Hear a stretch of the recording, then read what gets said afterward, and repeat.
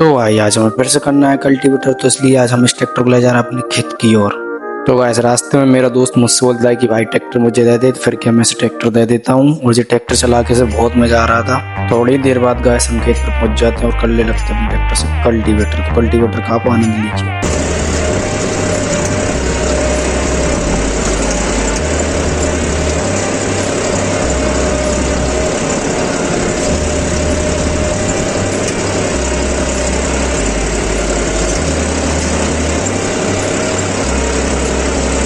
और मैंने थोड़ा ही कल्टीवेटर किया था कि इतनी मजा आता, बहुत तेज पानी। तो पानी में सोचता हूँ कि एक दो फेरी लगा लेता हूँ, लेकिन पानी रोकने का नाम नहीं लेता। तो ये गाइस हम अपने ट्रैक्टर को रोड पे कर लेते हैं और फिर निकल जाते हैं अपने घर की ओर।